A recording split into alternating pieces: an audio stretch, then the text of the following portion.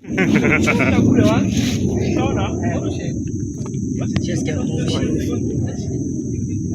a moche maroporo papa. Je ne veux pas discuter avec des pantins. Nous sommes les forces armées de la République démocratique du Congo. Bendele et Koyate. Tout pour la patrie. Tout pour la patrie.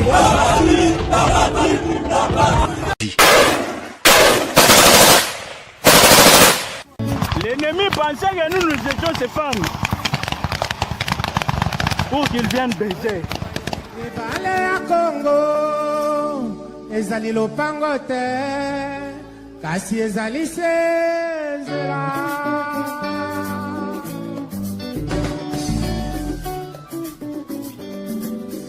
Et salut à tous, mon message aujourd'hui premièrement est adressé au FARDC, aux militaires congolais pour vous dire que non. Premièrement, c'est un message de félicitations et d'encouragement. Félicitations par rapport à ce que vous êtes en train de faire et pour vous encourager de continuer à le faire et même multiplier aussi beaucoup d'efforts. C'est très important. Je sais une chose, ce n'est pas facile, mais vous pouvez y arriver car je sais que vous êtes tellement fort. Beaucoup de gens vous sous-estiment, mais moi je sais que vous êtes vraiment fort car la victoire d'une guerre, ce n'est pas premièrement le matériel, non. La victoire d'une guerre, c'est premièrement Dieu et deuxièmement votre morale. Vous devrez mettre ça dans la tête que vous êtes là pour la victoire et vous l'aurez au nom de Jésus-Christ.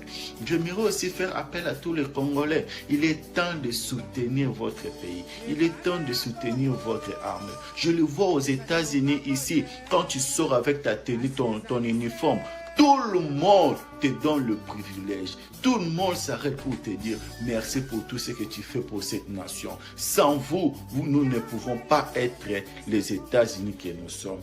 Ayez cette attitude, ayez cet esprit patriotique. J'aimerais vous dire une chose. La Bible dit ceci. Priez pour le pays là où vous résidez, car votre bénédiction en dépend. Tu ne peux pas être joyeux, tu ne peux pas être béni si ton pays n'est pas béni. Premièrement, ton bonheur dépend de ces pays-là. Donc, je vais aussi faire appel à tous les Congolais de soutenir le FARDC et surtout aussi les TikTokers. Donc, vous avez beaucoup de visibilité. Prenez au moins 1 seconde, 2 secondes d'encourager vos militaires. Ça sera une bonne chose. Que Dieu vous bénisse, que Dieu vous garde. Thank you.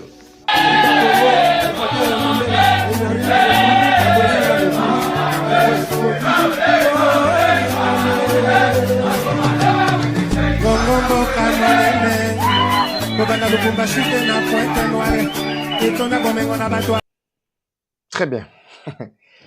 Merci mesdames et messieurs, bonjour, bonsoir. Tout doit dépendre de l'heure à laquelle vous allez nous suivre. Merci de votre fidélité. Merci surtout bienvenue à ce grand magazine, le rendez-vous des Congolais, rendez-vous Yaba Yike, rendez-vous Yaba vainqueur, Yabitumba Oto Zanayango, Bandeko Balandi. Merci, ça c'est vraiment votre magazine d'actualité générale. Ezali kolobela makambo nyonso na kati ya mboka na biso, particulièrement na miniti oyo na est ya mboka na biso. Nous sommes en République démocratique du Congo. Walikale. En tout cas, pas mal de questions. On attendait la véritable version. Walikale, quelle est la situation actuelle de Walikale, Bukavu, Goma, Fizi, Uvira, Mwenga, surtout na haut plateau nyonso mobimba, moyen et haut plateau. Quelle est la situation actuelle? Nous sommes à quel niveau? Naba waza waza. À quel niveau? Naba FARDC. Ya solo naba traître. Tout ça na niveau nini. M23 baza pina minute. Est-ce qu'ils se sont réellement retirés, soi-disant de Walikale, qu'ils auraient dû, entre parenthèses, récupérer ou occuper? Voilà. Nema kambufoto sur la bande balandi boza tellement ebele na mitune miabino bando ozela véritable version uta na mukolo basource bimba bileja. Na lingi d'abord recommander kati ba commentaire déjà bimba bileja Papa Eva Ye, Papa Eva Yambi, Eva Chou Yambi. Vous savez, n'a sali plus de 24 heures, Tokutanite, Nganabino, Tokutanite. Vous savez ce que ça fait? Quand quelqu'un disparaît dans la famille, bo senti pena que no moi vie de mon écoti. Vous savez ce que ça fait? Mais ce que ça va Bakutani, on se revoit. 24 heures, vous savez combien d'heures? 24 heures, combien de minutes, combien de secondes? Donc, à chaque seconde, tu mets ça dans le fan au la boy. Makambwele qui tellement ébélé surtout ma situation à l'Ikale. Pourtant, j'avais vraiment ma version, mais je manquais par quel canal bandeko. Kopé Sabino vraiment directement. Naza Kopé Sabino bandam na kata groupe na biso WhatsApp. Mais il fallait vraiment na boye loko la rendez-vous oyo batu nyonso balinga koyoka yango. Bato ba stress bozapi. Bato ba souci bozapi boya ko mona ba frappe. Bimba bi déjà benga voisin et c'est papa va zongi déjà. C'est grâce à vos efforts, Bandeko. Grâce à vous, parce que na yo qui vraiment ngoma ya makasi. Ba Congolais ya solo ba lui papa va kofanda boete. Zonga nini et komelio. Pourtant communiquer ce kotaki déjà. Merci vraiment na le boss Nicolas Mbosso. Merci boss Nicolas Mbosso depuis France. Merci en tout cas. Tomoni Bilembo, au sali était vraiment mon sali keliboso le papa Eva ngana zawana pona ko soutenir yo. Ye mbala moko bengi a sali action. Merci na ba nyonso pe balaki ba lobi en tout cas ba ko soutenir ka musalo tina suka parce que biso to ko fanda kinyate sinon banguna ba ko dominer bino bande ko balandi. Lelo to sana situation nyonso na maboko to ko betere bino masolo ndeto mesani. Mais avant to banda na lingina mona déjà nguma ya makasi Eva Chou de retour. Non, on a déjà la senti déjà bon retour Eva Chou. Très bien, Eva Chou bon retour. Batu ba lookinga partout ba moninga te. Nabite bulukanga te na ba mise au point mon sala ki bo monanga. Botikanga une seconde bande on appelle ça vraiment ba partenaire ya solo bino surtout Bozali Kolembate Kolandara biso tongo midi pourquoi pe ko partager ba émission na biso. To ebisa bino ke tozaki na problème au muke. Il y a technique. Alors on a décanté pas mal mais nyon sur silité lokola to toza vraiment na kati ya kotier bino ba matos ya makasi na no silité.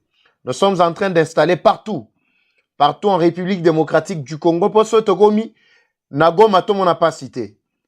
Alors natala nanu na pese bino bambote no mi bale moko misatu natala na banani ba oya mo mesano déjà na oya sika na otala nanu est-ce que 12 chomba koti déjà bimbabi déjà très bien merci Richard Mbala merci beaucoup Ousmane Ndongo azapi na mona ete yana Deps azapi na mona ete yana Deps azapi rendez-vous tous oh yana Deps na moni déjà merci beaucoup yana Deps déjà Enis Coiffure, merci beaucoup Ndoi Nanga depuis Paris.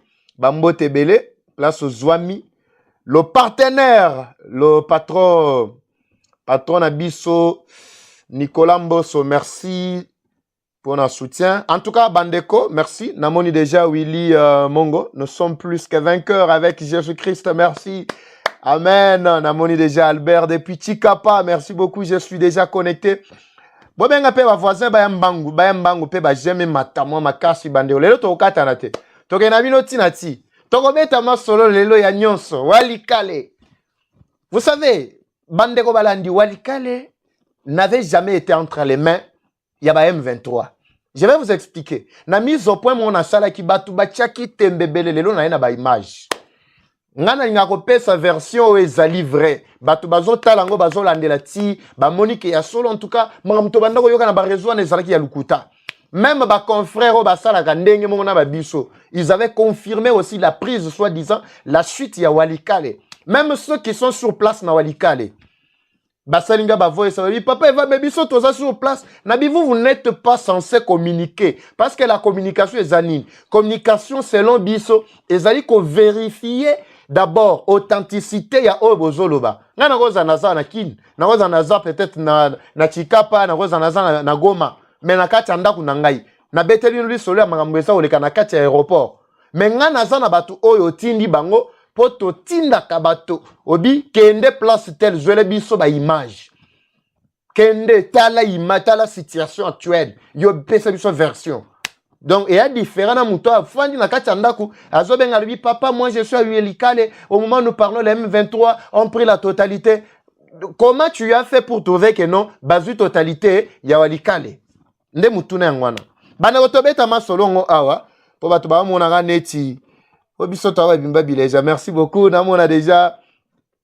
Merci Yanadeps, Ousmane Dongo, namona été 12 chomba depuis merci beaucoup à Banguna submergé, Basuki. Très bien. Bimba Village.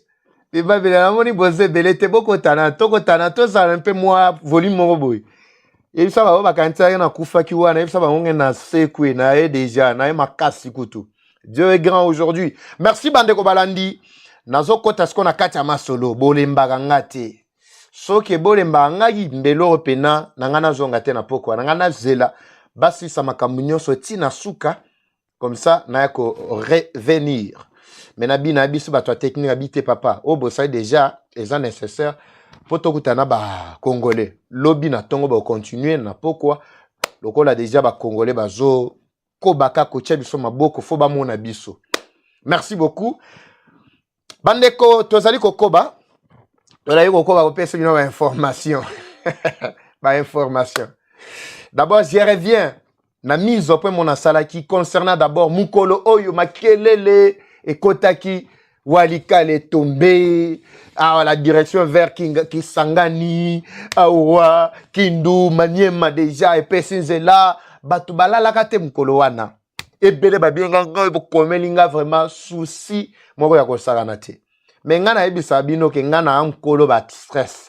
So ba stress ba souci boye nango a poto bwakela batu wana ya Rwanda ndenge to bwakeli bango boy. Nanga lobi na minoko nyonso lembi. Suka sali communiquer moko fe ya lukuta nako décortiquer yango a. Bolimbi sanga na ko lekisa communiquer na bango. Bolimbi sangai na mama na biso sepela ki tata muketa lobi papa eva yebisaka biso kolekisaka biso makambo ba M23 na te ata communiquer na bango to mona te mais yo tangela biso ka contenu esili bazana kanda moko ko sagana te. Nous allons commencer par le début Bandeko Balandi ndenge makambu ya Walikale e bandaki tokomaki na niveau nini e kendaki ndenge nini alors nde masolo photo beta. Je me rassure que vous partagez déjà au maximum. Surtout dans le Katia groupe, dans la communauté Nabiso, je pense que tout le monde a déjà partagé. Avant de décoller, on a tiré la image. Image, on a la kaki bino, on a tiré la image. Boyo kananu, comment le M23 ba koma kiti na Walikale. Kokoma na Walikale ne veut pas dire que bazwa ki Walikale. Et puis, on a expliqué bino d'abord Walikale zawapi. Oui. Ezali centre moko stratégique, il y a site minier moko ezawana, il y a Walikale, na territoire Walikale, boyebi keno eza localité mo munene et comme ville et bono ndenge batu bazolo ba oui, c'est vrai ngana repesa bino ba précision na ningito landa nanu vidéo oyo, c'est une vidéo qui date déjà de plus d'une semaine. Na ezwaka yango, je crois le 14, le 13, le 14 mars.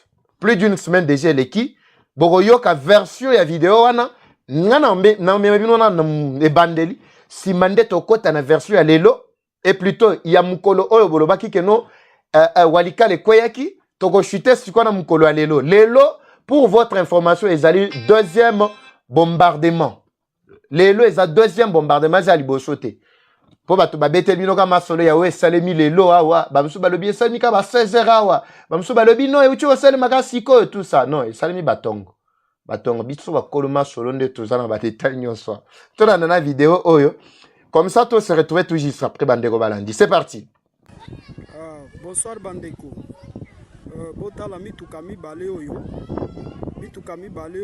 e uti na Goma elekaki nzela ya Masisi Goma Masisi vers Walikale cité oyo eza menacé na monuna botala mituka mibale oyo awa tozana Walikale centre Walikale awa tozali mituka oyo ememi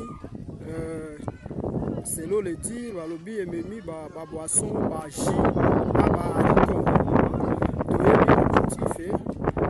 préparatif et un 23 selon le dire bato wana bamaki Goma ti Walikale balekaki nzela ya Masisi eza mituka mibale numero ya plaque ya moko oyo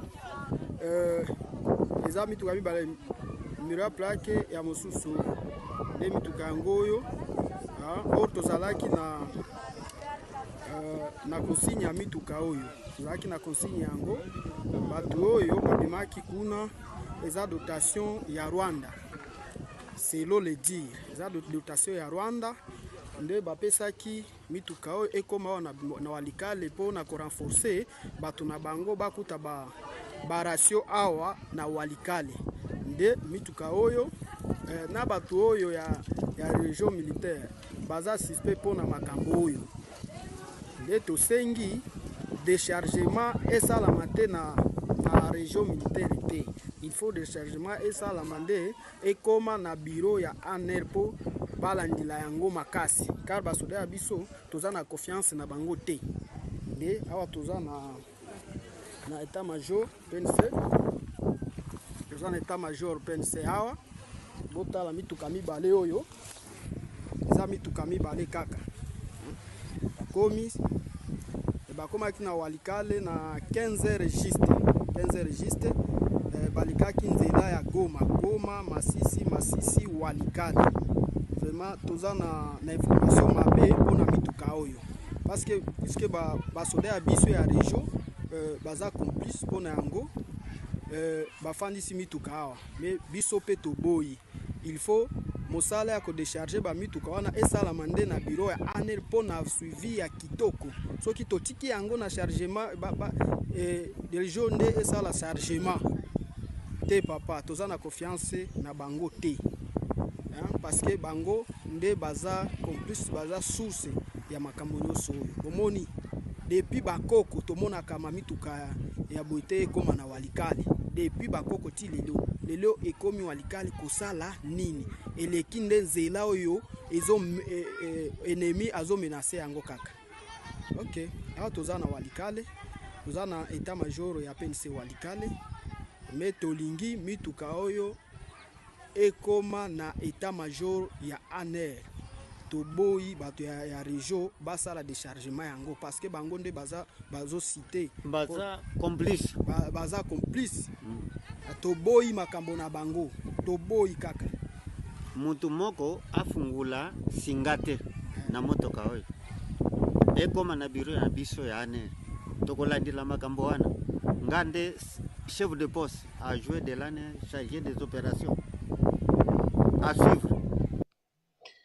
Très bien. Wana vidéo ya liboso. Tu peux pesa moi lumière.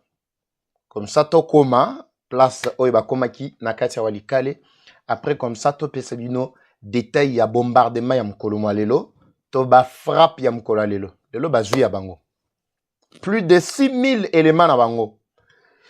Ba perdre plus de 6000 éléments na bango depuis oyo bazalaki ko lancer ba offensive vers le nord, front nord, à partir de Masisi, ti bakomi na Walikale. C'est ce qui a fait ce que ba signé faux document na bango wana otoko décortiquer na bino lukute belé ezana kati wana. Esengera kana ya sona ya kate en tout cas moi plein. Ba sepela ki trop. Bazako sepela trop temps bazako mona ngate wana. Merci Bandeko Balandi. On décolle maintenant. Ici la vérité ou la lumière c'est quoi Bandeko Balandi? L'image que vous avez vue là, boyoki nyonso balobi parce que balobi on a lingala. Na senga ki bande wango baloba on a lingala po majorité ya bande on a biso kotoyo balogo bayo vraiment swahili TP ba mususu. Mais bayo swahili tout ça na senga ki ndeko na bi bonde bozo koma en tout cas bo sala tout ba pesa kinga déjà eko wana depuis le 13. Eko wana ke non to suspecté toyoki ke mituka moko ezali ko uta renfort baloba ki ka renfort mo ezali ko uta Goma en passant par Masisi vers Walikale centre. Mais il faut alerter. Ngana bisi bango soki na alerter awa bako contourner bino vigilance bako changer. Malam kuboti kango ekota. Mais bino bolandela kaka. Lokola déjà bozana basignon soke koti bosa la vidéo botindela ngai. À partir de la vidéo wana nde toroyeba ce qui doit se passer. Masole bandaki nde bongo. Heureusement équipe oyo ekepe kosa la vidéo eza kotinda a pilito o bozako mona awa. Et ezali équipe mususu ya ba service ya renseignement oyo eyepe ko confirmer na oyo ba source nanga pe ba pesa kingai. Tango mituka ekomi mubande ko balandi bola nanga bien. Mituka ezalaki na ba munitions na kati. Parce qu'il n'avait plus d'autres voies de ravitaillement pour être mener ce qu'on va offensive à partir ya Walikale, base Walikale parce que pour ça na bango eza Walikale premièrement. Pour ça na bango eza Kisangani bozoyo kawanate. Parce que Walikale jusqu'à Kisangani, c'est pratiquement 444-45 km. Pour ça na bango esalaki base wananu Walikale, bafanda, base au contrôle il y a site minière. Oh, il y a Walikale babanda ko exploiter comme ça va se faire encore plus de santé financière. Loko ba yoki que no Rwanda koto ya komi submergé, c'est ça leur objectif. Bazala ko se précipiter mingi. Mais pendant ko koma na Walikale na minduki bazala ki na possibilité te par avion. Ezala petit porteur na bango moko mibale plutôt basique sakango o ya Rwanda boyebi na Minembwe. Vous vous souvenez? Alors batikala ki sans appui, voie na bango moko tikala ki ezala ka par la voie routière. C'est ainsi que Baboy ko utiliser mituka na bango. Pourquoi? Parce que la population sera alertée ba kota la. Ba utiliser mituka o wana bozali komona bandeko balandi. Mituka wana tambo otala mituka wana bozo kantaka mituka na biso ndenge tambolaka mituka pamba pamba tout ça. Biloko eza na kati wana ezalaki manduki. Ezalaki ravitaillement, ezalaki ration, biloko kolia, ezalaki nyonso ya benimi. Na benimi musu bazaki na kati wana comme l'équipe d'avance où il fallait ekende ko corrompre ba généraux surtout oyo bazalaki wana na région ezala na la police ezala na armée. Objectif ya bao bazaki na kati ya mituka wana c'était une dizaine ya batu. Moko mitiki chauffeur ba musu ba mitiki lokola ba receveur ndenge zalaka. Minduki na kati bazo kende. Mutuna moko bokoki ko mituna. Ndenge na expliquer kibino entre Kisangani et Walikale, c'est pratiquement 445 km à Bandeko. Alors, distance, on a nzele zanango moins bien. Bokiko tambo na mutuka pendant 7 heures du temps, bokomi na bino na Kisangani. Moins bien quand même. Par rapport, il y a nzela o ya Walikale ti Goma. En passant par Massisi, nzele za mabe makas. Là, c'est pratiquement 200 quelques kilomètres. Bokoko betape la même distance, to, la même durée. Oh ya Walikale ti Kisangani. Alors, bandeko oyo na eta nyonso ya mabe. Na ba atrocité nyonso tozali koyoka. Na axe Goma, Masisi ti bakote nyonso wana likolo wana. Insécurité nyonso la ko régner.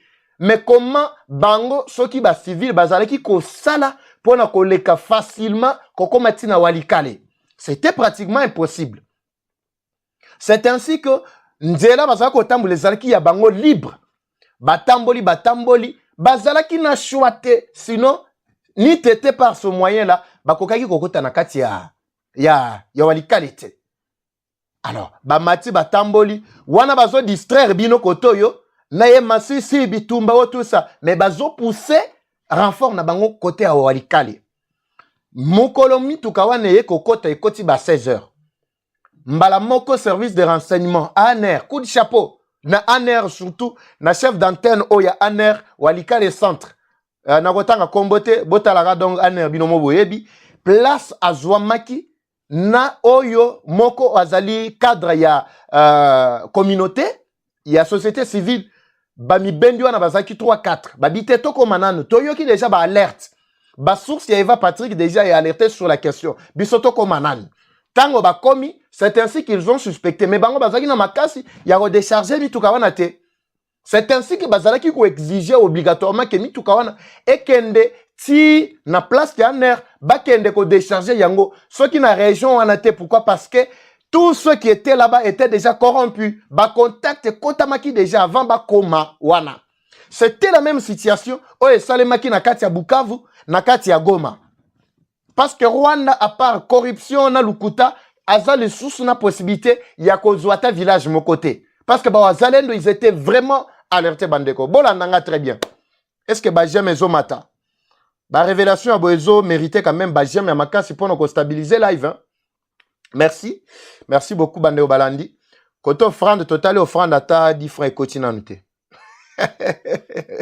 Bimba Bileja, très bien. Ba attention ekita. Bo kita ba attention na betre bino masolo. Pena ola kisabino lelo nenge match salemi. moi bourgeoisie moko boye pe ko et sali pe ba bien ko. Sali pe ba bien na kati ya walikale lelo. Ba j'aime, très bien. Maintenant moi ba j'aime ezana moins de 500. Nde likambu yango wana, moins de 500. Na boye makambo to ko kata na kaboga kaneti na film ndenge ezala. Voilà. Bande Bolanda.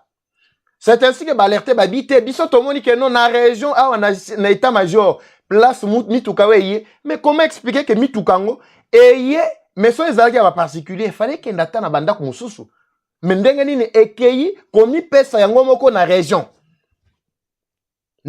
wana oyo na chef d'état major plutôt na état major général ya Walikale c'était pratiquement inconcevable. C'est ainsi que bande kona bazaka ko exiger mituka na kende ti place bangona ba kende ko sa nini ba kende ko décharger ngo batala nini eza na quartier parce que ba information déjà c'est tambolaki. Après likambo ya mituka babité comme ça ba ko benda ngo ti ko kende ti 16h 17h vers 18h 19h mituka ko longwa place wana moko ekei na église catholique mususu ekei epa ya mama oyo ya FCC Oyo bras droit ya Kabila, boyebi, y en a qui ont même dénoncé ici. Nakati anda kuna ye, kombo na ye na kotanga ngo ao. Bon na ye zo ki manga kombo na ye zo ki manga manda. Maman na zalaka ministre. Il y a plan, je pense, n'époque, il y a eu Ilou Kamba, si je ne me trompe pas.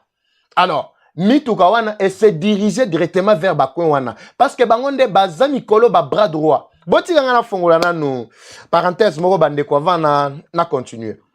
Omoni erreur ba erreur o na kolobela ba erreur ya président nazolo ba ba erreur ba faute o pe azali ko sala to ba service na ye bazali ko faire commettre ye na kolobela ngo mingi na suka na ba révélation mususu parce que na m'équiper ko pesa ba vérité awa nazana kati ya kota na ba proche na ye nyonso en contact lo ye lokola ye un peu c'est un peu compliqué pour na rejoindre directement mais na rejoindre na nzela ya ba proche na ye Magambo on a rolobelango awa eza bimba bileje bozala calme na rolobelango awa lokola pe nazana mo commentaire moko ya ko sala na déplacement na na Windhoek kolandisa mana pouvoir maman na lo azui et puis na opesi bino biographie ya maman na boye ba maman na uti wapi tout ça c'est pas pour rien qu'ayamba ki seke di boy ezala makambo fona révéler bino yango awa na poko. Alors batu ya Kabila nyonso lui-même le président Tshisekedi je me rappelle na confrère na biso Lusakwenu atunaka e mutuna abi eloko ni nozo regretter na premier mandat na yo o fallait sala o sala kité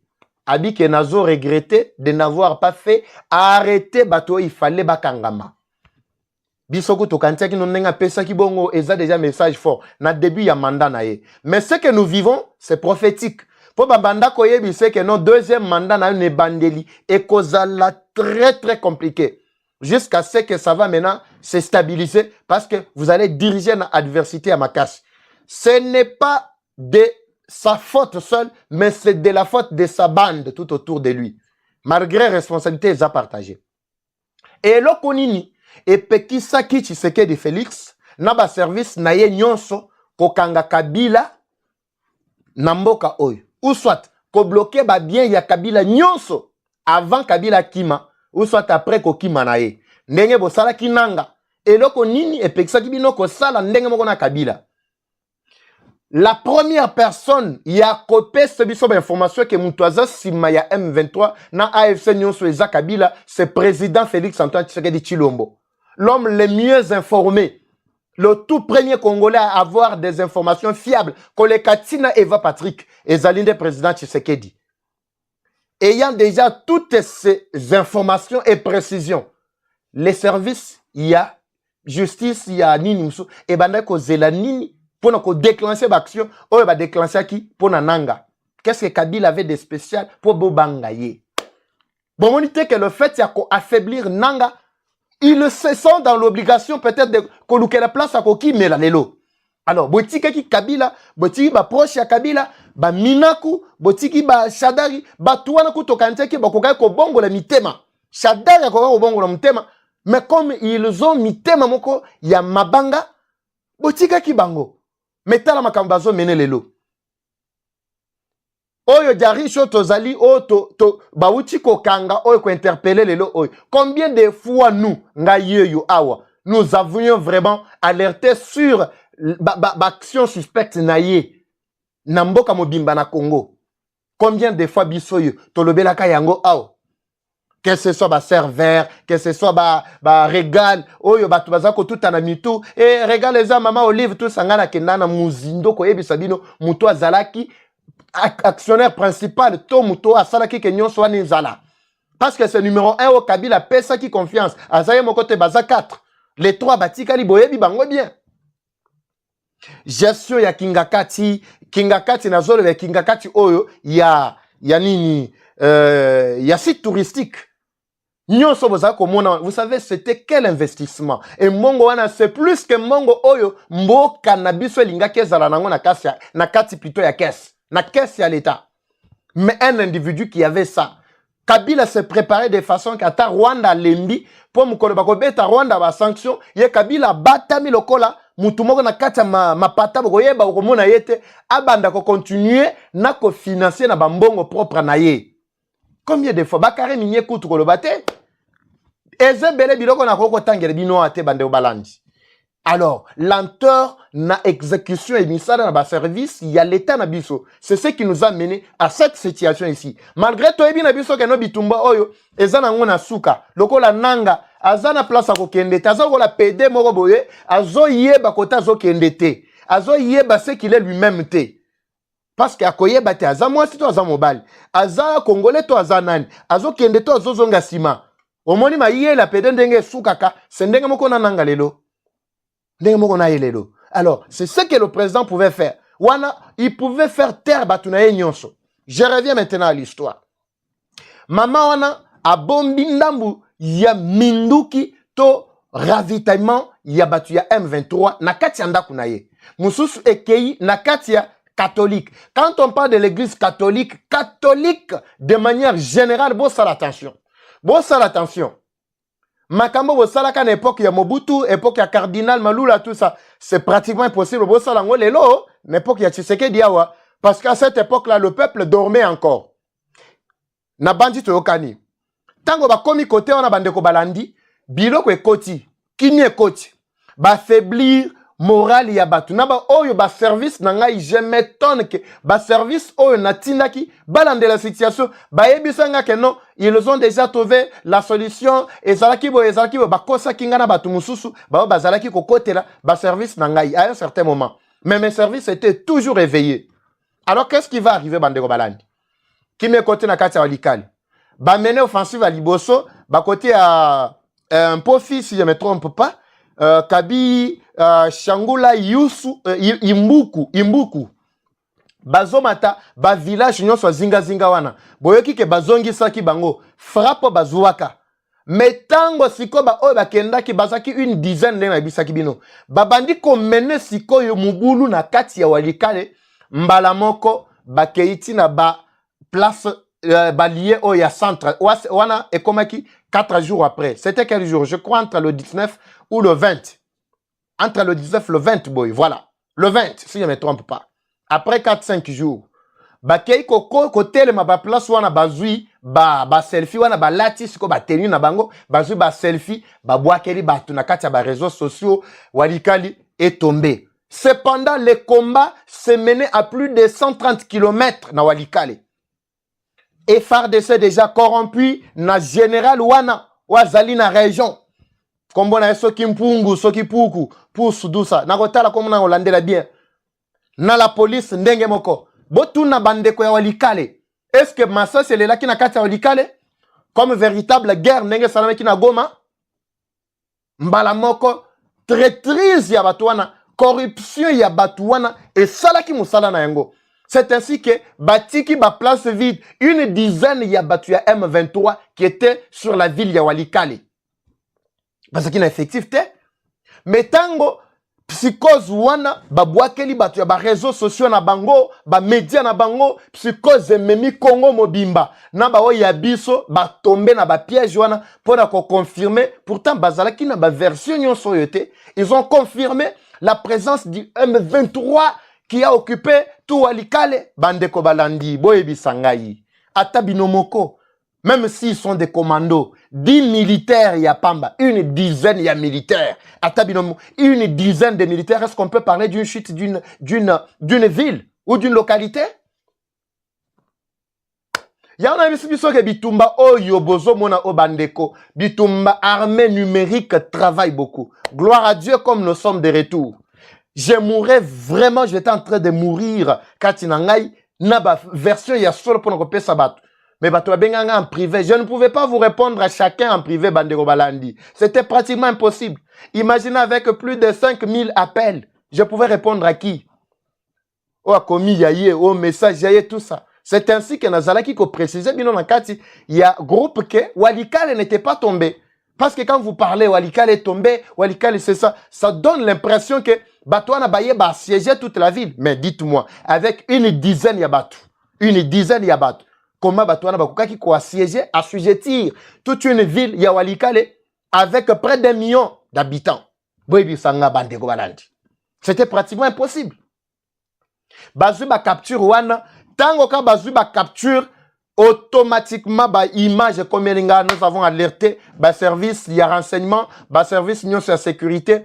Mais, bah, mituni, bah, lobby, mais, bah, tout, 10 personnes. Parce que toute la situation est en train d'être suivie, de plus près par Kinshasa, Kisangani, Bunia, tout ça. Parce que Bunia, Kisangani, partout là-bas, Ezali, bah, quoi, moko vraiment, FRDC, n'a, bah, généraux, y a solo, bah, zana, kacha, travailler. Alors, bah, ça, qu'on de la situation. C'est ce que Batali Babi, mais on ne comprend absolument rien. Comment expliquer qu'une dizaine y a battu?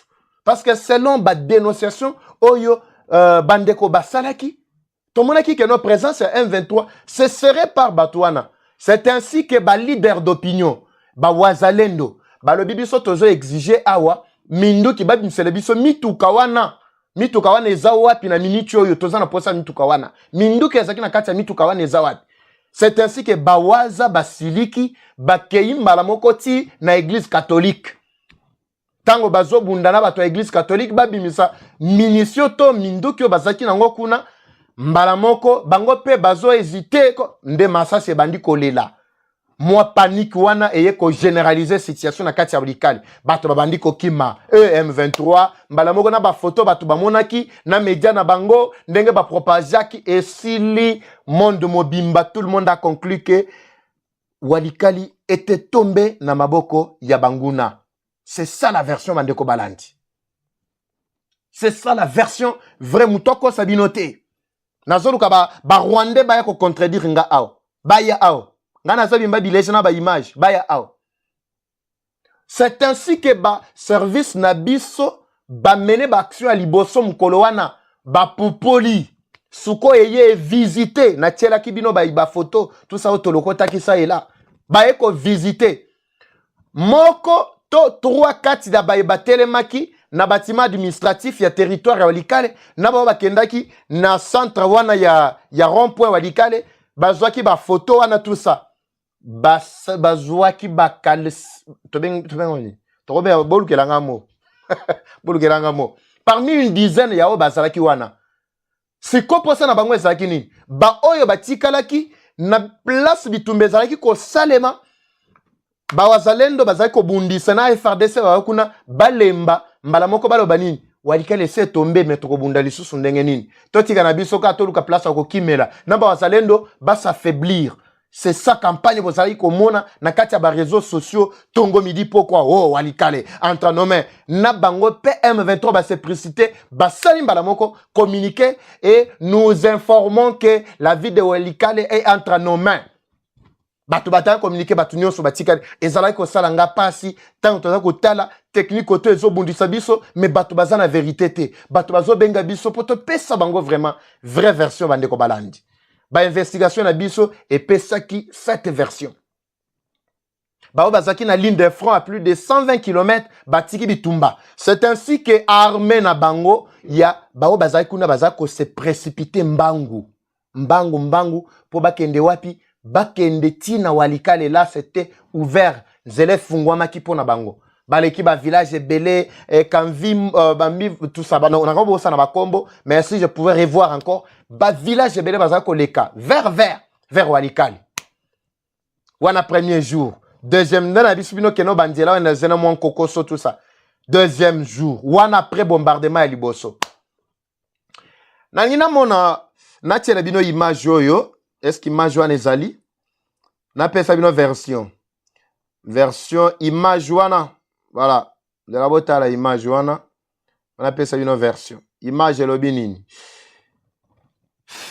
Ravitaillement ya makasi. Eyaki. Yabanani yabarwande. Aéronef Moroboy. Mais à part o bato bala kisa bino na ba réseau wana. Parce que zana o ya biso o yaki. Ya biso yaki na renfort. Bozelana luka yango très rapidement bandeko balandi. Ya biso yaki na ba renfort. Na o ya bango e yaki ya bango wana ezwa ki frappe jour wana fala. Wa zana luka bino image wana. On appelle ça bino ba détail. Soit ba détail bimba bilège. Bimba bileja. Bimba bileja très bien. Quand vous avez la image bandeko balandi, vous allez comprendre que ezalakinde ya bango aéronef na bango exacto exact ça va yango ezalaki aéronef ya bango alerte pe ezalaki alerte bato ba alertaki mingi tout ça alors ezalaki ya bango mais itinéraire oyo bakomaki ezalaki ya bango te ezalaki ya o ya biso. Botala image wana bien. Est-ce que vous monango?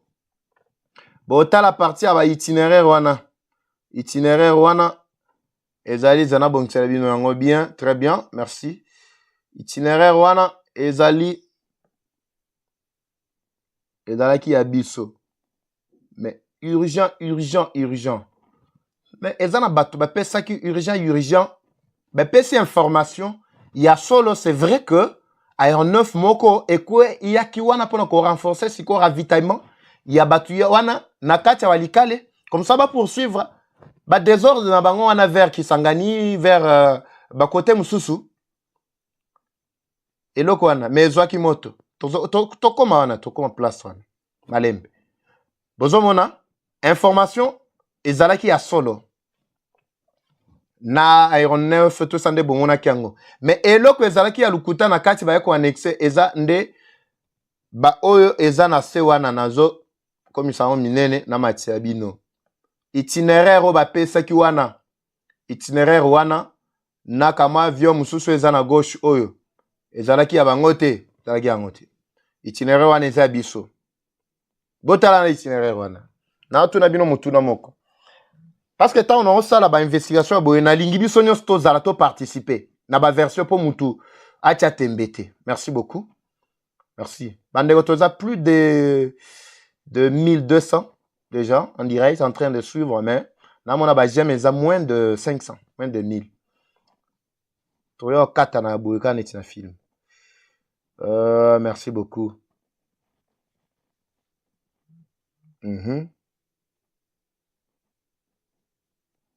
Merci beaucoup. Merci. Dans le commentaire Nabino, si je suis en train d'expliquer. Tout là déjà dans le plus de 3300, mais bah jamais zanan moins de 1000, c'est pratiquement impossible. À moins que Barwande Bazala est belé. Barwande Bazala est belé. N'a pas expliqué bino le moro. Na eloko bozo mona. Biso to ba bimba bileja. Vous a calme to kende. To kende. Lelo eza bimba bileja. Ça. Bande obotala. Kama petit porteur wana. Ezali ya bangote, ezape ya mukolo wana te. Ezana kati ya documentaire morobo, ezana moi capture bazui. Peut-être pour la illustrer, mais il fallait préciser que eza photo et illustration.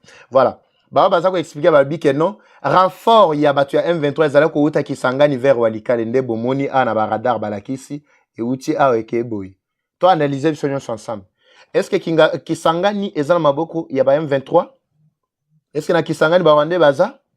Mais comment expliquer Kisangani et koka kozwa avion awa comme mangoti awa tina Walikale? C'était pratiquement impossible. Avion à banane ya Barwandais, pratiquement impossible. On a fait à Liboso. On analyse ensemble hein. On a invité Yana Zalaranga Moko. Tout ça d'accord?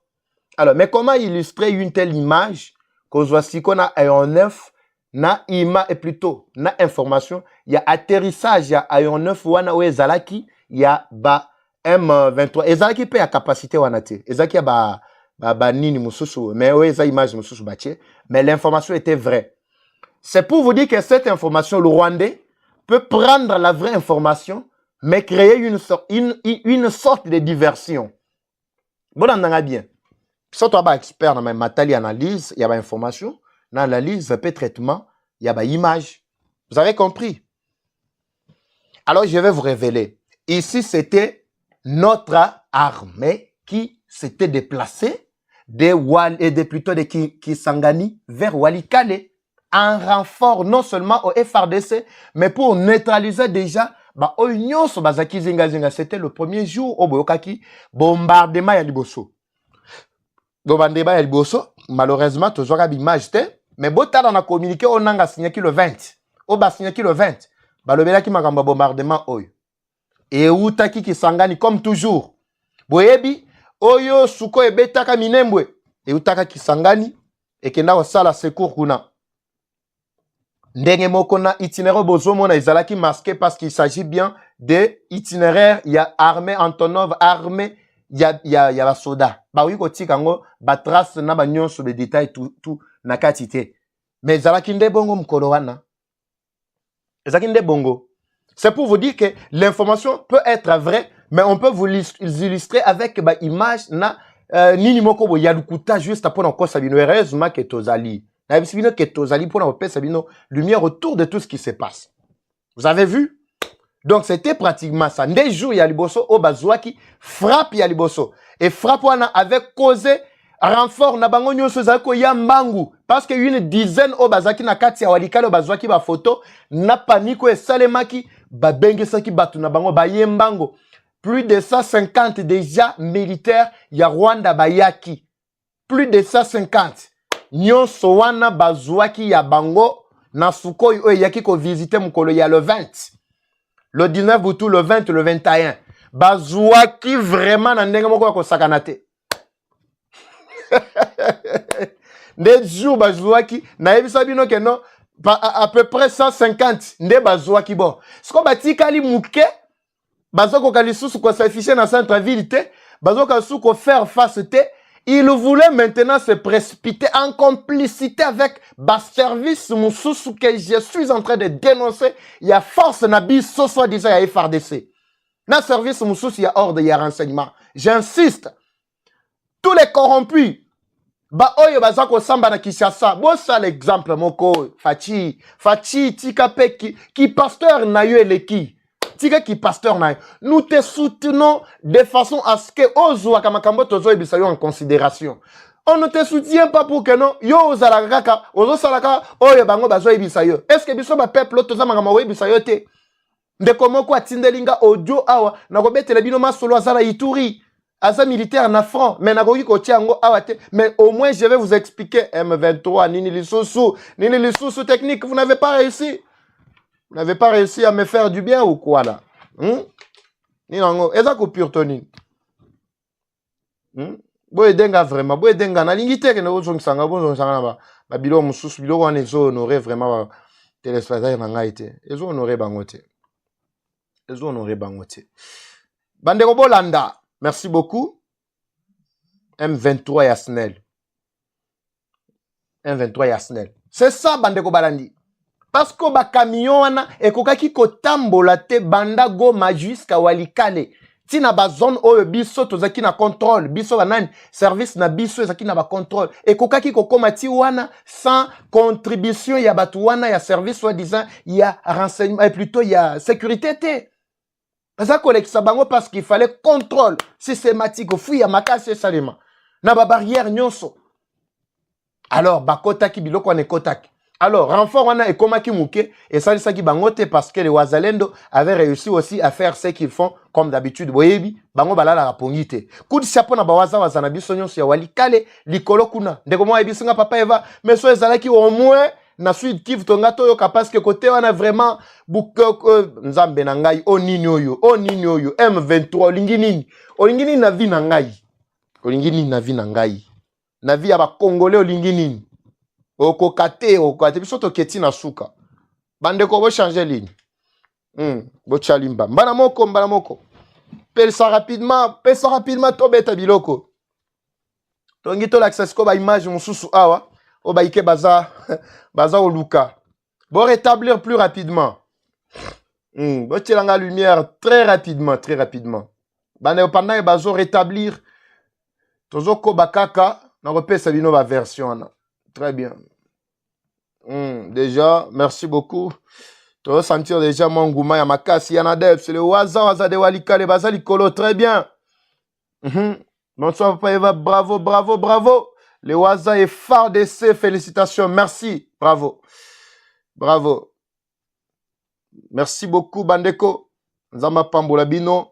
En tout cas, vous m'engaginga trop vraiment. Vous avez manqué nga makasi. Na otala likolo bo epena na okokate na bime. Likolo yindi. Likolo yindi. Na mona vraiment ba waza wasananga te mebaye. Bon rétablir très rapidement vraiment ligne. To pesa bandeko biloko eza a. Biloko eza a na pesi bino détail na faux chiffon na bango ya communiquer ya lelote. To kena bango tina lifobo. Bango bako yok elok. Bako yok elok. Toza na bango. Tebisa bango ke suka na bango ekomi nango suka na bango ekomi na suka. Imaginez suka ekomi na suka. Suka ekomi na suka. Très bien. Ok, c'est déjà rétabli. Ok, très rapidement. Très bien. Bandeko to souffrir boeto kende tina suka lelo. Toza na bango tina suka. C'est ainsi bandeko na o expliquer bino ba contour ya makamonso nyonso ndenge zalaki koleka. Voilà. Tango frappe salemi ba oyo une centaine bazui par na bango balimwe. O mukesko etikali, c'est ainsi que des organisations commis et kotikati na bango incapables siko ya ko se déployer na cité mobimba ya walikale. C'est ainsi qu'ils ont signé chiffon na bango oya communiqué botu ko tanga lelo oyo. Avant na kende na communiqué na otikela bino botala na ba frappe ya mukolo mwa lelo. Et si les autres images me sont déjà parvenues, je crois que na rotier la bino yango. Botala nanu, et ça le ba bien mo bona ba congolais. Batala et puis na ko expliquer bino bon mona ba beta ki ezalaki côté nini. Au aérodrome plutôt nini aéronef on a la kisa kibino image d'illustration o ezalaki wana pona renfort basala ngone to salaka o ya minembwe. Donc baza sunelo côté. Naba o bazako kengela kuna ndambu ya bao batikala ya M20 bango nyonso calciné parce que na mitu na bango bazako kantiate que no suko ya ko visiter bango na aéroport ya Kigoma ezui par na bango te na kilalo oto bengi na pont to kati match kuna mobulu donc na otikela bino bolandana pendant que M23 ba bunisanga kuna to landana quelques minutes on se retrouve après to régler situation au courant oui.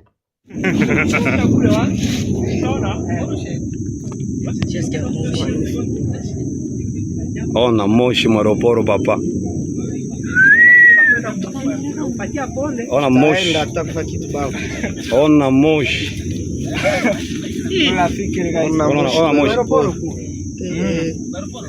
Ona moshi. Walikale na lungula kabisa. Yesuwe. Kila na boro. Sasa bonjo banatire huku. Gouvernement ile napiga baba. Matu wale wakalkile depuis 6 heures. Niko na bawinga kwa repere. Niko maana ilikanjo limoya kile na mwanga. Biko na winda ile drone. Surudi kwa nyumba kuna pomona kwa ifuata nyuma. Basi yeye ndio kusema mbona hii ni papier kubomba. Au shangale kwa pomona ndile. Au shangale. Deje naenda hapo. Graja kimbia sana. Na hizo tutosha mafuta. Walikale papa huko hakuna kublag. Wanasema shakanda zamani.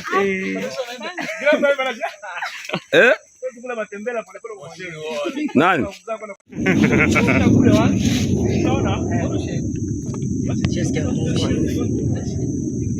Ona moshi maroporo papa. Ona moshi. Ona moshi.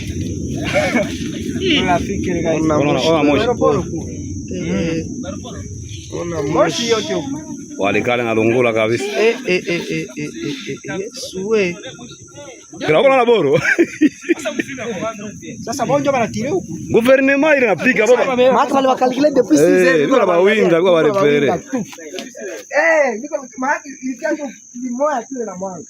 Biko na winda ile drone. Surudi kwa nyumba kuna pomona kwa ifuata nyuma. Très bien. Merci Bandeko. Wana pena civilisation lelo. Lelo ba avant midi. Ba kosibino que non c'est ce soir, c'est non, ezaki avant midi. cible les alaki non seulement ba oya M23 cible les alaki d'abord munitions na bango renfort na bango. Merci bonne comment wa tuninga mutuna mo wana kachaba. Ina ba commentaire makambo bien eza e on fona beta mo liso nan. Mais quand le papa evanane aza simana yo. Yana de c'est so ko pesa réponse. Mutumo va pesa na réponse na mutune ndeko. Merci beaucoup. Qui est derrière moi? Mutuno salinga ba bien mo c'est qui singai. Na ibo pesa la réponse. Vous payez ça la réponse. Celui qui est derrière moi, c'est qui? Là, c'est Cyril Marie-Paul Bochi qui a posé la question. Il veut savoir réellement Nani Aza Simanayo, Papa Eva. Merci beaucoup. Est-ce que Moutouna ne cause la réponse? Merci beaucoup. Voilà. Ah, Bozoga déjà. Bawaza déjà ya Bukavu bazana kati ya kobenga ngai njambe na ngai. Na ozwa bino après. Bon, calme, na ozwa bino après. Tout ça. So bazoyo kanga direct awa. Ah, njambe na ngai. Ah, match eza bien. Oh, waza. Boza la calme, ozwa bino. Na pesa bandeko biloko. Il y a urgence na Bukavu to nini yango boye besoin insister bandeko. Nazo mona besoin insister. Na yambate te. To bombana no na sisana na bandeko. Ah soki pesa ngi na zonga ko pesa ino ko pesa bino.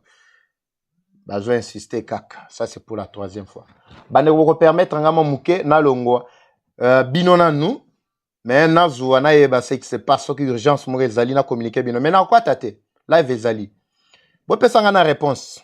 Pendant que vous pouvez faire réponse, allez-le na répondre bino uniquement pour vous. Mais bah j'aime na moni elembi j'aime elembi. Na to komi ata na milité. Tozana na se makasi. Bo inviter bande musuba ebisa bango bazonga, bakosaki bango eno papa Eva ke libela aza kocha makelela munoko tout ça banini tout ça. Ngai yeyo na zongi. Mutaza simana ngai. Mutaza simanga yi nde boss Nicolas Mboso place à Zouami boss Yana Deps nde baza simana ngai yo congolais mto landanga a oza simana ngai. Merci beaucoup. Très bien. Réponse yena noté hein. Oui, bombardement balobi c'était vers 6h effectivement. Bande Obapé sanga information vers 6h effectivement parce que on a vu déjà l'information à partir de 9h. Oui, 9h on a l'image déjà à partir de 9h. Alors le kola to zalaki na makoki vraiment te ya ko koma epa na bino na nzela nini ya onde pesa un peu mambulu. So na kimi bino mke bandeko, c'est juste pour que na yamba na zo kananu ce qui se passe na Bukavu na bakisa na bongisa bino. C'est ça le fait d'être en direct. Bato baza simananga ezande bino. Yana ebisino lelo tozana na 0 offrande. Nana moni offrande ekoti na nute. Ba offrande biso kotaka tout ça. Yana dev sa zalaka mongwa silikia sentir pena boy offrande ekoti. Zela ba offrande obanda kota pour vous comprendre bana bazaka simananga ezande babino. Ba nyonso ba soutenir biso bo mona déjà minene obanda osalim. Na otike la bino nanu moi extrait ya Fachi na Windhoek logo la transition cependant nazwananu bawaza pa na moni vraiment urgence makasi ba insister makasi elo mo ko zala kuna na Bukavu directement na pesa bino information mais bo partager en même temps bo beng sape bande muso ba isa bango ke na papa Eva aza toka nanu Fachi na Windhoek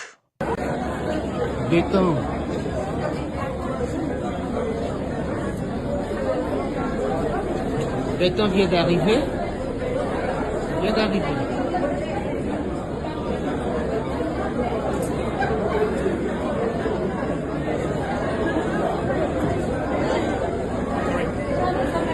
Béton.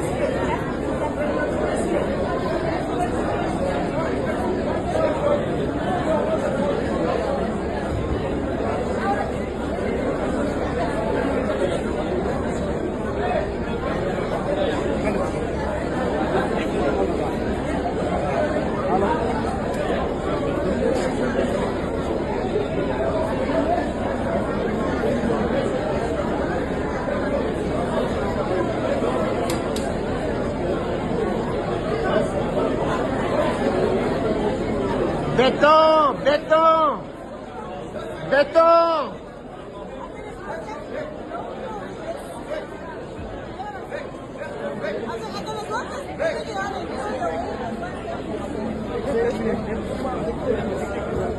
Ah oui, béton vient d'arriver. Béton, béton.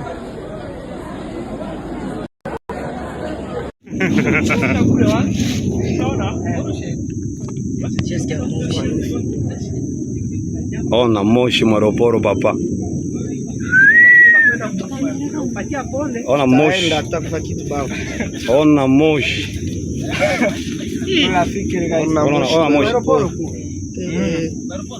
Ona moshi yote huko. Walikale na lungula kabisa. Yesu we. Kila kuna boro. Sasa bonjo banatire huko. Gouvernement ile napiga baba. Matu wale wakalkile depuis 6 heures. Niko na bawinga kwa barepere. Niko maana ilikanjo limoya tu na mwanga. Biko na winda ile drone. Surudi kwa nyumba kuna pomwa unaifuata nyuma. Basi yeye ndio kusema mbona hii ni papier kubomba. Au shangale kwa pomwa ndile. Au shangale. Deje naenda hapo.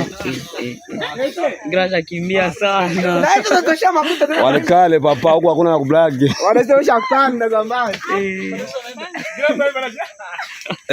Tukula matembele pole pole kwa shehe. Nani?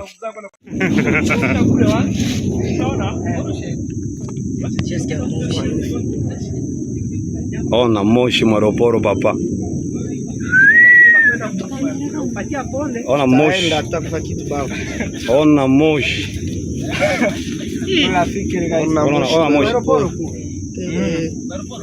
Ona moshi yote huko. Walikale na lungula kabisa. Yesu we. Kila kuna boro. Sasa bonjo banatire huko. Gouvernement ile napiga baba. Matu wale wakalkile depuis 6 heures. Niko na bawinga kwa barepere. Niko maana ilikanjo limoya tu na mwanga. Biko na winda ile drone. Surudi kwa nyumba kuna pomwa unaifuata nyuma. Basi yeye ndio kusema mbona hii ni papier kubomba. Au shangale kwa pomwa ndile. Au shangale. Deje naenda hapo. Graja kimbia sana. Na hizo tutosha mafuta. Walikale papa huko hakuna na kublagi. Wanasema kanda zamani. Tukula matembele pole pole kwa shehe. Nani?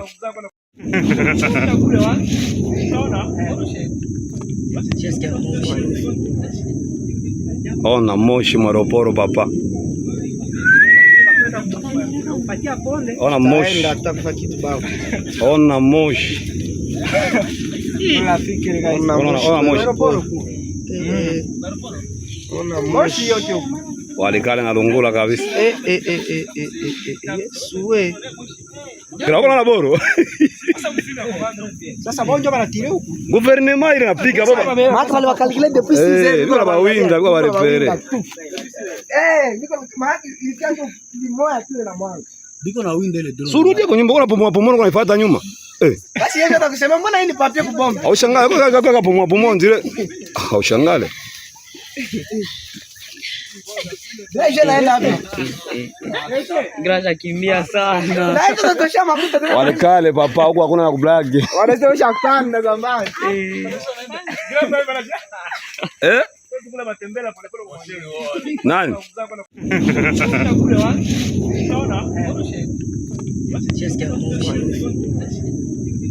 Ona moshi mwaroporo papa. Ona moshi. Ona moshi. Ona moshi. Ona moshi yote huko. Walikale na lungula kabisa.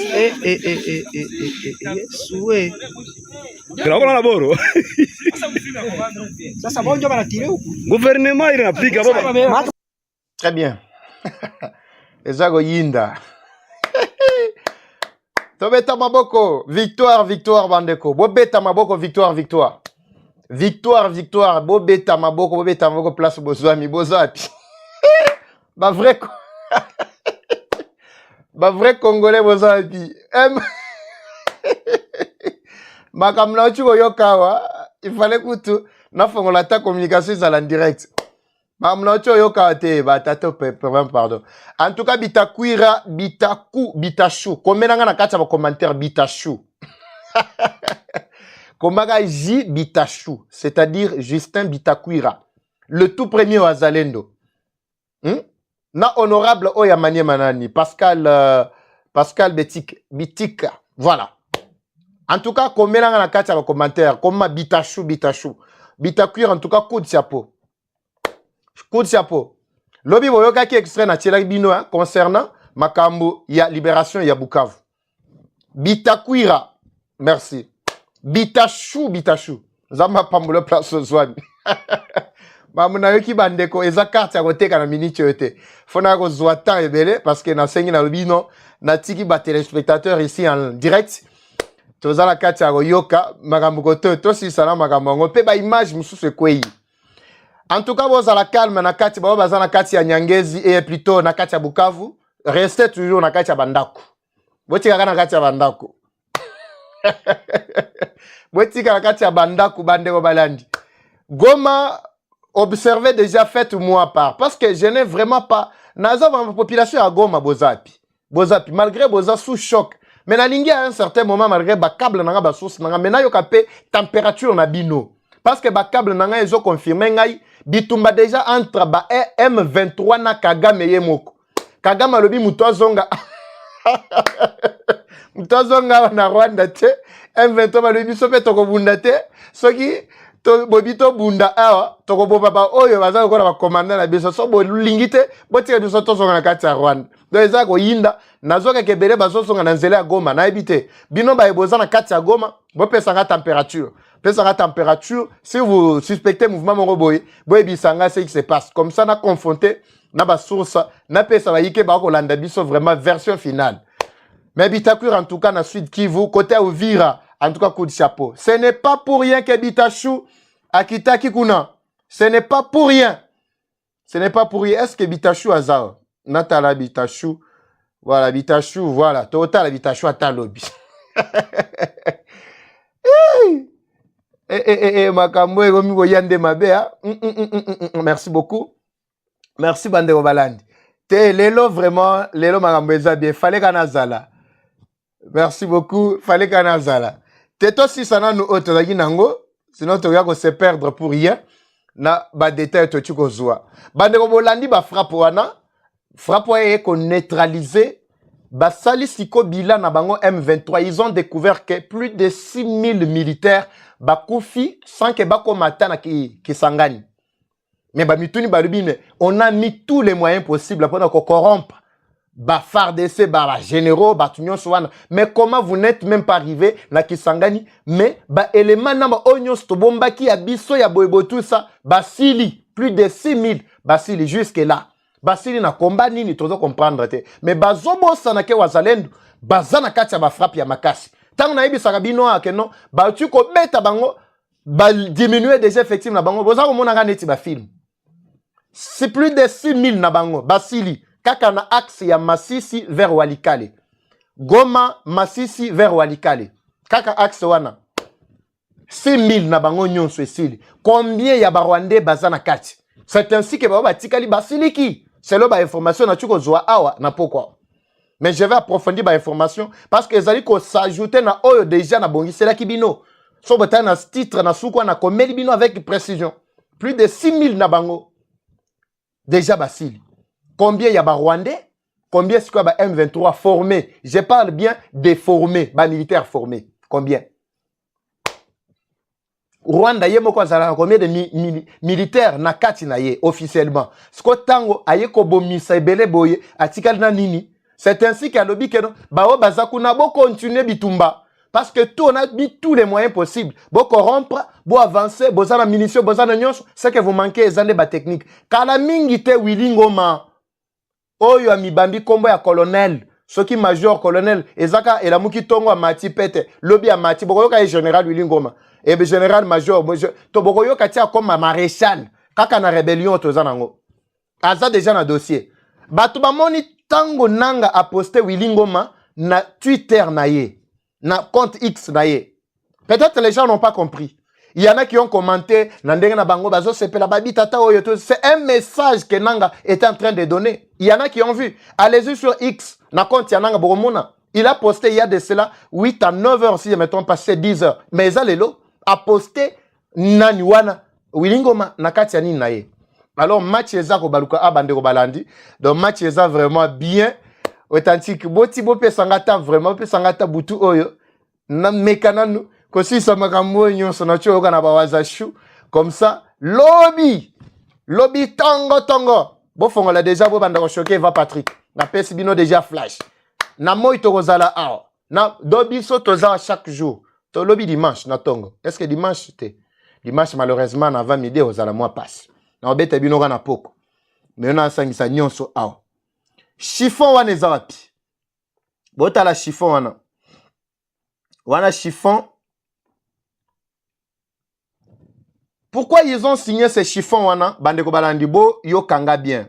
Des places sengeli sikobo yo ka version msusu. Parce que biso tozo tambola bao balandi biso ne bandelité. Ils peuvent recommencer bien. L'émission reste disponible. Merci beaucoup. Bandeko Balandi. Pour notre soutien à Bino.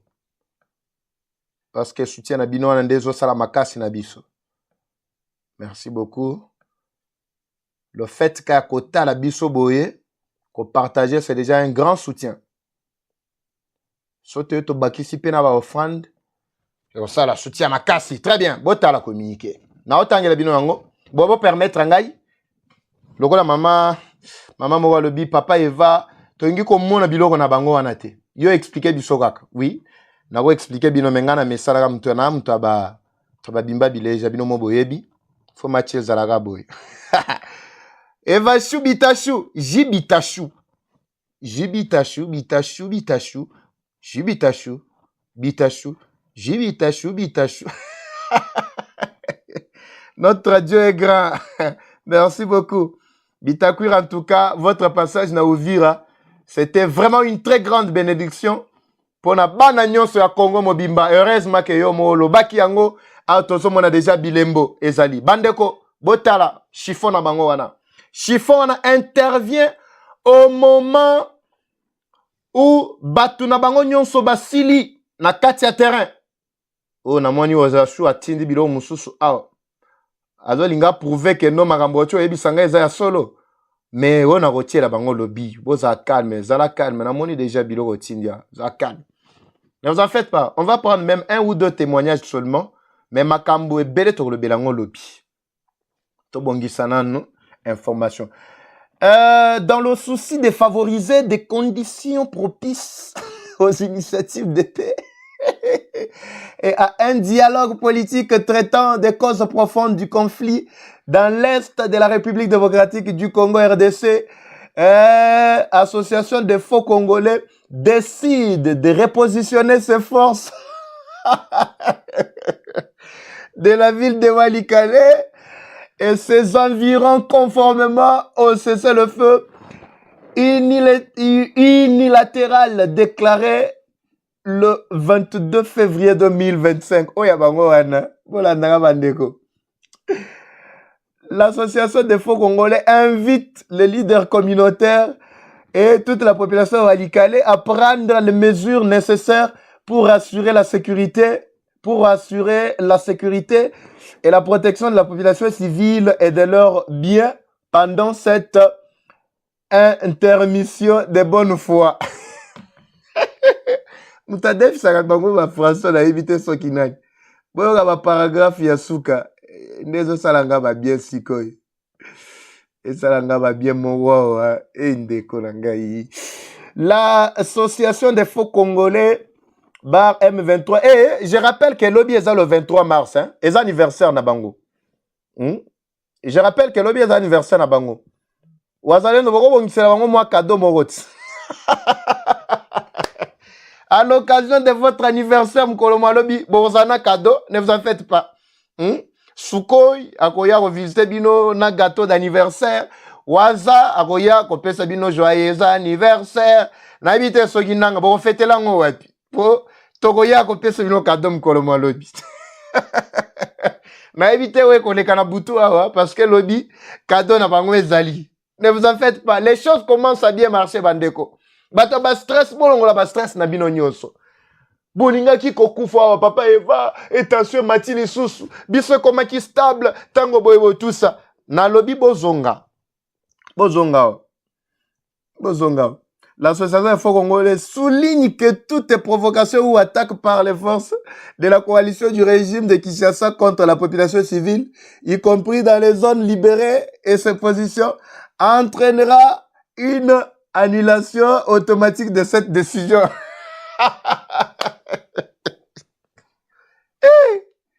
Boki langage yabato déjà nasuka. Vous avez vu vous-même? Vous avez vu?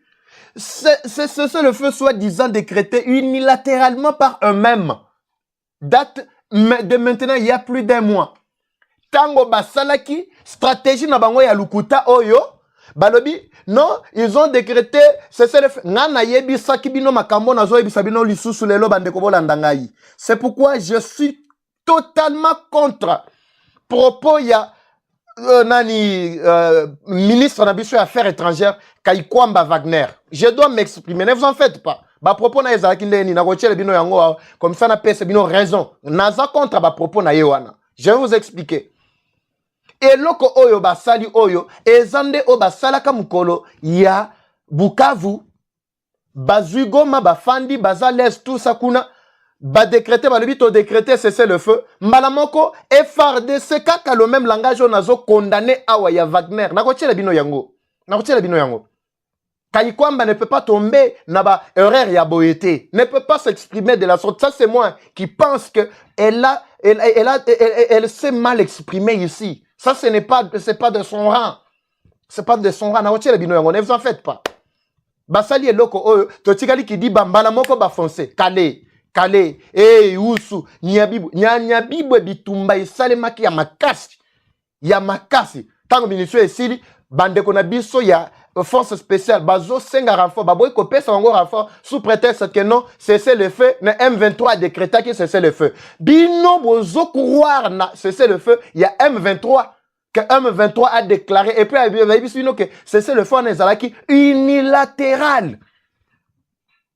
Mbalamoko bakiti bakoti ti bakote wana. Ti bazwaka Bukavu sans licence. Nde biloko o balingi ba se réorganiser et bongo baye ko attaquer bien Walikale parce qu'ils ont vu que tentative na bango ya liboso ils ont échoué. O nyonso babongi seki lokola munition nyonso déjà calciné. Basali yango musala na Sukoi. Siko bazolinga baluka par quel moyen ba se réorganiser. Atozolo ba awa ba se reposition bazoluka repositionnement te. Bazan kati ya bazamba na muke ya ba oyo etikalaki. Au contraire bamsu bazana kati ya kokima. Bazoye bate bako bandela wapi. Mais il ne faut pas leur donner du temps et puis qu'on pèse en confiance que non nous demandons que bazala de bonne zanati la bino eloko wana ya Kaikwamba parce que tangana oba makambo boye pesa ngakanda. Ngana makambo biso tozawana pona individuité. Nous sommes là pour la population. Nous sommes là pour la population. Madame Tosa, les apôtres à peuple. Les apôtres à peuple. Botala propos wana. Mengana sepeli nango ata mukete. Bogotala. Est-ce que je peux retrouver facilement ça? Merci.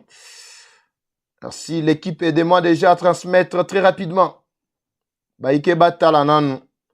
Vous allez comprendre pourquoi Papa Eva est en train de s'insurger catégoriquement contre ba propos ya mutunaye, mutunanga nani, ya Vague, ya Thérèse. Ya Thérèse yo ko lo baboyete ya Thérèse. Ya Thérèse yo niveau na yo ko lo mamba boyete. Botala bino moko, mangambi ya Thérèse alobi. Mangambi ya Thérèse alobi nde yangwana, ça va. On affiche.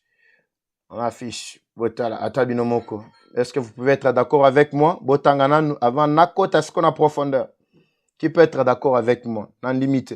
Merci Fosca 48, déjà on a. Salon mixte, merci beaucoup. Salon Eunice Coiffure, merci depuis la France. Nabosani, te boss Nicolas Mbosso. Voilà mutunangai. Voilà mutunanga mutasute na gabiso. Omo na pe bonne na zolo babo epe asiliki lisusu. Asigili ce soit salimo geste mosusu parmi bato basala ba geste makasi. Merci Alex. Alex Diman Kachama depuis les États-Unis.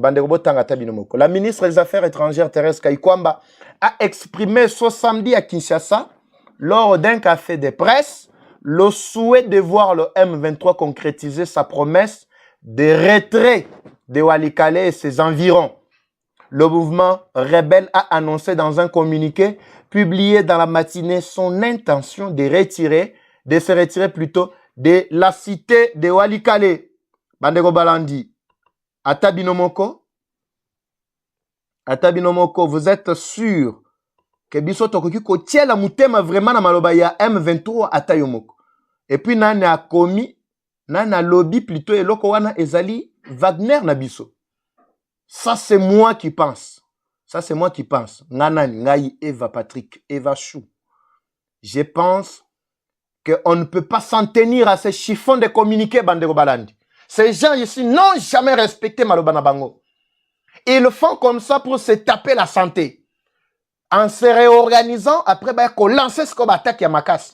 Mais bien, vous tirez la distraction, vous dites que non, bozo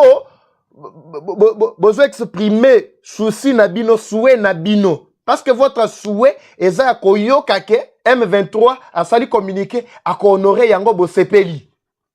Ça, c'est moi qui réfléchis. N'habitez ceux qui ne comprennent pas mal. Bon, commentaire. Si j'ai mal compris, bah, français, peut-être lesquels ingaï. Ou bien vous êtes vraiment n'aligné mon konangaï. Ceux qui peut-être lesquels ingaï, français, ou expliquer ngaï. Ou expliquer ngamalo, bah, ministre Rabiso. Je suis complètement contre Makamboyo. On ne peut pas donner confiance n'a pas communiquer à Batoyo. Ils n'ont jamais respecté Malobana Bango. C'est l'OTAN pour nous. À moins que le langage, l'appelle langage politique et diplomatique. À moins que, mais ce qui n'a sens wana, je suis catégoriquement contre langage Yaboy. Catégoriquement. Parce que dans le moment il y a guerre, on ne peut pas montrer position na biso vis-à-vis na communiquer à ba ennemi. Bato baza na position te, bazo waya ba yebite so bako bandela wapi, ba komi déjà na souka, ba sali chiffon moko, et du coup le même jour, ministre na tongo, alobi makambo aboy. À moins que eza la langage codé sur le plan diplomatique. Commentaire. Si j'ai tort, nous sommes là pour des individus, nous sommes là pour la nation, Bandeko. Nous sommes là pour la nation. La nation, c'est vous qui me suivez. Très bien. C'est le temps maintenant, il y a qu'à revoir commandement. Il y a qu'à lancer attaque à Makasi. Qu'à diminuer effectif complètement effectif. Il y a batouana. Pour comme déjà, na déficit, il y a Makasi effectif. On va préparer que 6 000 hommes pour combattre na Kisangani. Ben tozolo ba 6 millions soit nesili, banyati, ba mekika 10 nde mekaki kokota na kati ya Walikale. 10 nde mekaki, mais zwaki Walikale était. Mais awati ndenge ba ko sanola bango pe basili na kosila. Mais bato lenge bongo boko pesa bango suta ya nini. Ne faut pas être lent dans la prise de décision, président Fati. Tous les services et la sécurité font de boyo kamakamoto zoloba. Bota la chef ya région wana na ebisa ki bino keso bomoni keno côté moko faiblesse et koti responsable ya sécurité à place wana so kaka faiblesse et koti mbala moko changer ye pour changer ye mais explication monsieur ezate ako expliquer bino ni est-ce que bato wana basala corpulence basala minduki koleka bino basala monopole na kati ya mboka mais comment ils parviennent à vous chasser facilement comme ça bitumba na kati ya Walikale salemité. Dans l'intervalle de 30 minutes, panique, il y a Pamba. Et FARDC va pas Katimbangu. Commandant région a payé sur ordre. Mais Batobongo, Botika Bango. Vous pensez quoi? Bozotika Bango, Natina Nini. Vous pensez qu'ils vont faire quoi? Babilo kwa boy. Basali bo mbalamoko, allez bo bomi. Neti bao bo kangi kuna, bao bo zana, mauna bo sambi sana to. Il faut mbalamoko fizi. Et sili. Et ko pesa siko ba msusu wana. La même leçon que Ao Atatoki. Toi, ebisa ki bango. So ki ba M23 na bayi na mbongo. Bo liya na bino ba mbongo. Parce que corruption tango bayaka nango. Boto abo yagate. Mutoko bo yate. Bayi mbala mo bo peso ko bo yate. Ndeko mo ebisi nga lobi. So moni muto epo na corrompre yo. Po na comploter contre mboka na yo. Zouwa mbongo wana. So ki ka chubi mkongo boy. Bo maye du coup. C'est ça la bonne technique. So to sali bongo bako mona déjà que non. To fungwa miesili. Zouwa mbongo bo maye du coup. Mais yo zo mbongo zo comploter contre propre mboka na yo. Na ba fonyo so ezala na ba média, ezala na terre, ezala na... Non, en tout cas, on ne comprend absolument rien. Bato lenge bongo bokangi bango, eza bato kosambisa te. Bo sambisi ka moi procès moka ya boyo mbara moko boche wana pia tosila ni na yesili. Tous les services, il y a renseignement, on a dit ça. Il y a sécurité. Ndenge bozali demiapa, ANER, armée, la police, binonyo soana incapable face ya mouvement ya batu moko nzala, batamoli makolo, distance moulayi baza sous la force, te corpulence te, mais bozo ki mabango, je ne comprends absolument rien. Donc président Fachi, ozo monato, ozo monate. Nous n'allons pas nous fatiguer vraiment à soutenir yo. Notre façon de te soutenir est de yo ba idée au yo. C'est ça notre façon de soutenir yo. Batunyo sona faut ko éliminer bango. Ko changer du coup ba commandement nyon sona. Jusque là na yo qui annonce déjà il y a changement modification dans la maison civile, maison militaire. Jusque là ils ont traîné pour ni. Chef de la maison militaire voilà, qu'est-ce qu'il a porté de spécial? Qu'est-ce qu'il continue à porter de spécial? Nabitumbo to zanango. Bozo bombaye nati nani. Bato balobia, ce n'est pas moi qui ai dit. Bato balobia plusieurs fois. Aza traite, mais bozo yo kakarate. Bozo linga to sani, to sala croquis, to dessiné. Makambo e koma. C'est pourquoi bande ko na senga bino bo matia ba j'aime. Na senga bino bo partager, bo s'abonner. Pour ceux qui chaîne biso zui makase zui vraiment crédibilité à makasi. Babylon bozo sala bo partager et ko banda ko komela bakonzi à chaque moment. Ils ont tout intérêt à chaque fois ya ko makam tozo lo ba a. Mais so bo s'abonner te, bo activer ba j'aime te, bo partager te belete. Ba ko mona ga net ezo suka entre bino na bino. Batouana il y a deux fois ezo sengaka ba frappe ya bo po ba comprendre. To respirer ba muke, naza na bino. Naza bino le na bisa bino ho lembangai. Nalo batel loba moko na matali Fachi na Windhoek totala nanu so yoko legande nini pendant que na otala mamba tindelinga awa po eza musuna kati ya urgence so na robwa kango pe. C'est parti. Béton.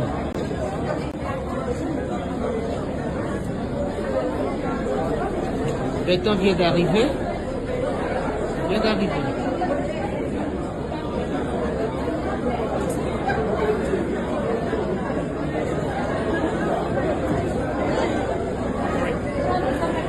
Béton.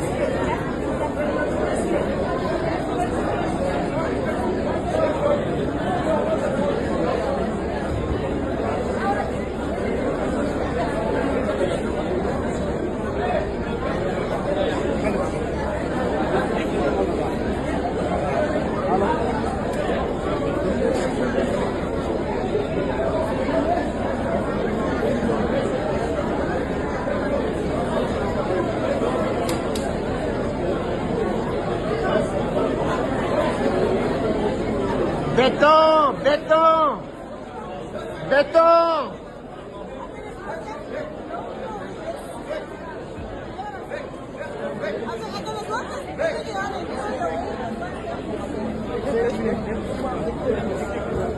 Ah oui, béton vient d'arriver. Béton, béton. Béton. Très bien. Tozana bino bandeko. Bone mbangate ngape na olemba bino te.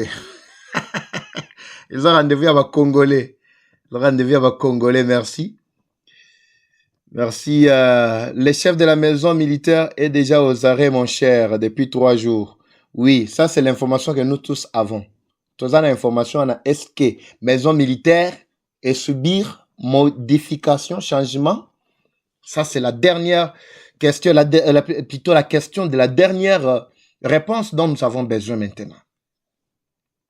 Alongwe ou bien il est aux arrêts ou bien Alongwe.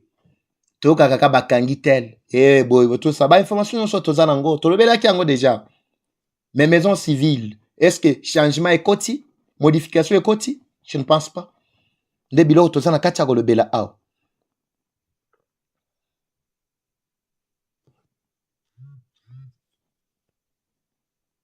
Merci beaucoup. Merci Bandeko. Nangito kananu parmi ba source na poko awa na kati ya Bukavu.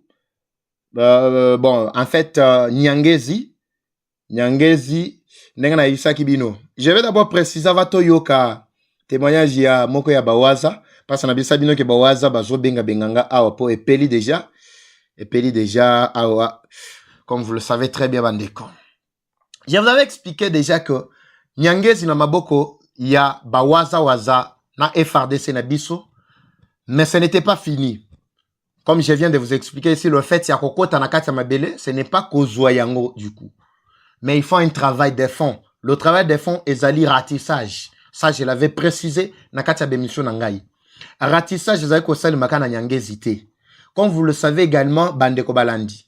Tuiraneo, Rede Tabara, Batunyon Swana bazali ko travailler officiellement na M23 na RDF. Ba Rwandais. Ba bazana Minembwe. Ezali ba localité belé ndenge na iskaki bino na moi depuis un certain moment. Luzila,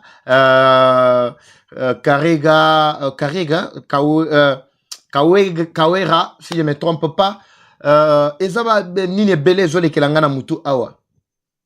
Minembwe ebele ezalaki déjà récupéré na bawaza. Récupération ya bawaza ezalaki ratissage. Na bisa bino ke ba Rwandais ba kimi bazana bandaku ya batu babombi bango na ba minduki na biloko na bango nyonso babombi na baona kati ya bandaku ya batu. Alors le travail qu'il faut faire ezali travail de fond.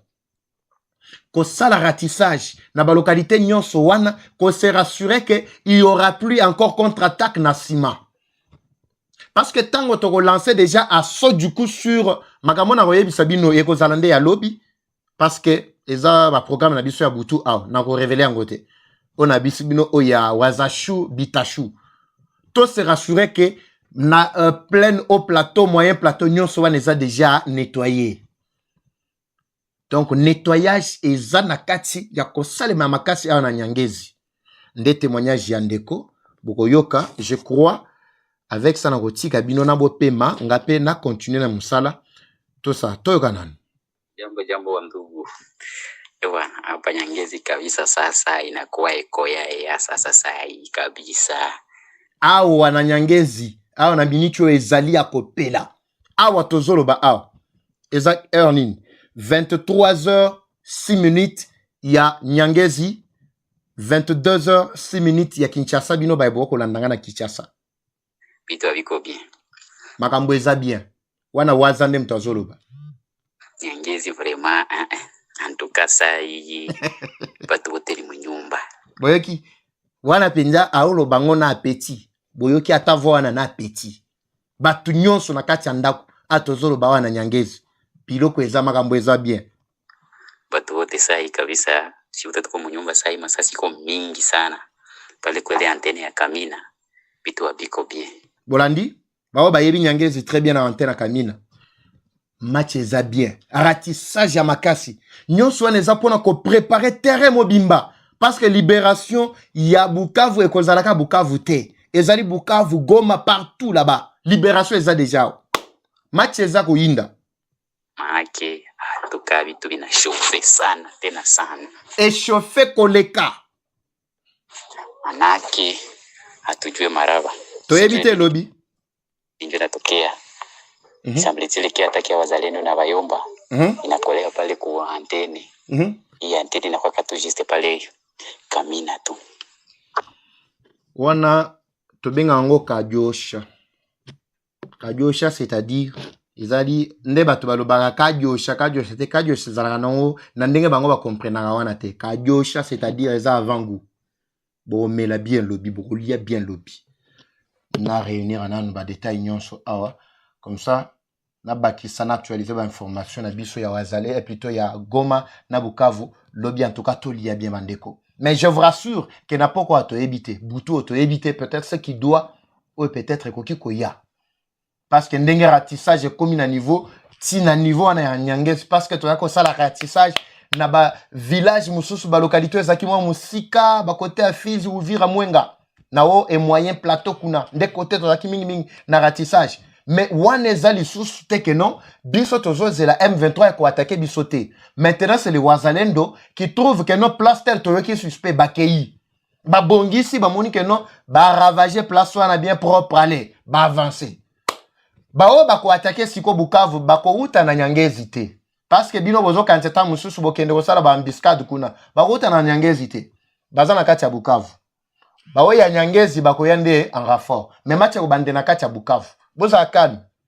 Bande ko balandi to mina suka ya manaka mabiso ma mukolo mwanelo Bimba Bileja Eva Chou ezalaki ndengai. Na ozongela pe mutuna na bino ya bolobi papa eva ebisa biso nani azasima na bino. Simana yo nani azali ezande bino. Ntute bino banani balandi.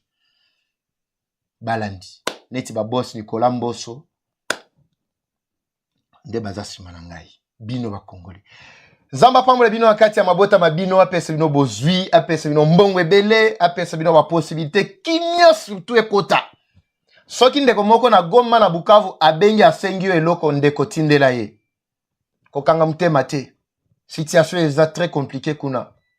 Ouais, toyebi ke kala mingi te opération, il y a libération eza déjà nango, déjà sur terre parce que ultimatum ese expira ki nango déjà. Na le bébelete. Tozo éviter na poko kokota na je ya munguna. Ngana bino tokotani mukolo mwa lobi Eva Patrick Eva Chou komaka Eva Chou Bimba Bileja. Et ça le peut pas bien mo boy. Prochainement vous allez pe tourna yo. Zamba pambola bino kimana mabota mabino on se retrouve à demain. Bye. Je ne veux pas discuter avec des pantins. Nous sommes les forces armées de la République démocratique du Congo. Pendele Ekoyate, tout pour la patrie, tout pour la patrie.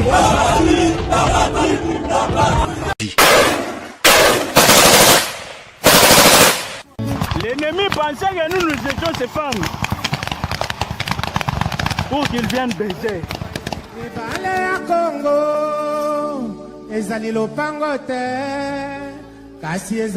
Pour vous encourager de continuer à le faire et même multiplier aussi beaucoup d'efforts. C'est très très très important. Je sais une chose, ce n'est pas. Ayez cette attitude, ayez cet esprit patriotique. J'aimerais vous dire une chose. La Bible dit ceci. Priez pour le pays là où vous résidez, car votre bénédiction en dépend. Tu ne peux pas être joyeux, tu ne peux pas être béni si ton pays n'est pas béni. Premièrement, ton bonheur dépend de ce pays-là. Donc, je vais aussi faire appel à tous les Congolais de soutenir le FARDC et surtout aussi les TikTokers. Donc, vous avez beaucoup de visibilité. Prenez au moins 1 seconde, 2 secondes d'encourager vos militaires. Ça sera une bonne chose. Que Dieu vous bénisse, que Dieu vous garde. Thank you. Oh,